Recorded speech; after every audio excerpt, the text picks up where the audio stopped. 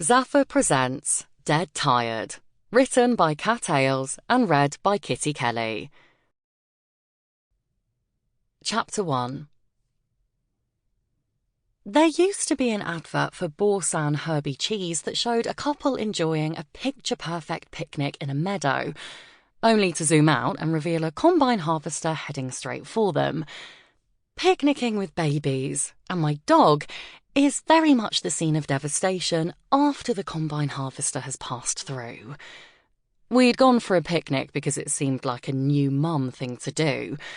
I wasn't sure if calling us new mums when the babies were now 1, and therefore possibly no longer babies, was stretching it a bit. But I definitely still felt new to the job.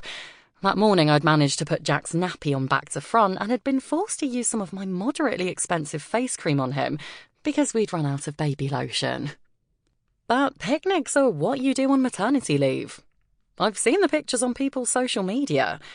You and your new parent friends sit around drinking rosé, smiling and laughing and swapping comical stories about how little sleep you're getting and how many bodily fluids you've dealt with in the last 24 hours.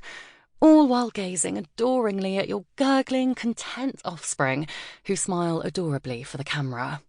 You imagine a sun-soaked meadow, maybe one of those wicker hampers with actual genuine crockery in it, and probably a fancy French cheese wrapped in cloth. You lounge gracefully on your tartan rug, laughing elegantly as the summer breeze gently ruffles your hair. Yes, picnics are one of those charming fantasies/lies.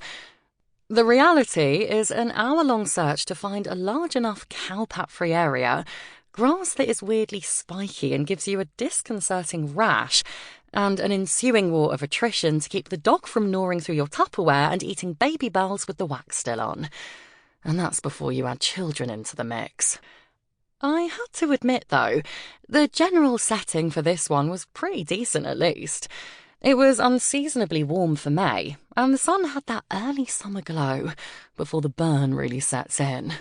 We were in an honest-to-goodness meadow, the grass still lush and long from spring. It looked like the whole blimmin' scene had an Instagram filter on it, if you didn't look too closely, that is. The new parent friends were all right too.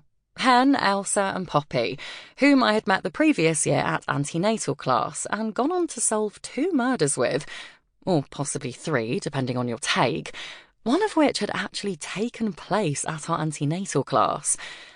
There had been, let's say, unforeseen consequences for several of us following our sleuthing debut, but we were moving past that, I think.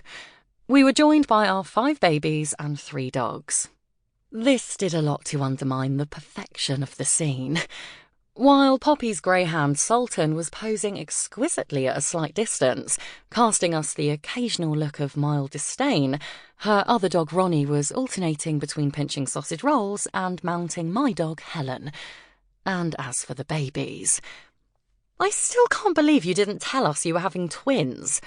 I shook my head at Elsa, watching her twins Ivy and Robin rolling back and forth, rubbing jam in each other's hair.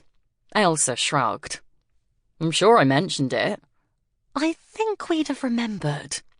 I knew, interjected Hen. Ah, yes. Well, the Hen-Elsa relationship defied explanation. I had never met 2 more opposite people. In looks alone, they were chalk and cheese. Elsa's ruddy dreadlocks and patched dungarees in stark contrast to Hen's sharp black bob and actual branded maternity wear.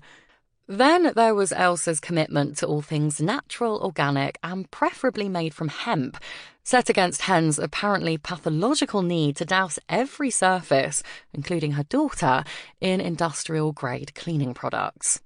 Elsa performed sun salutations and was on first-name terms with the moon goddess.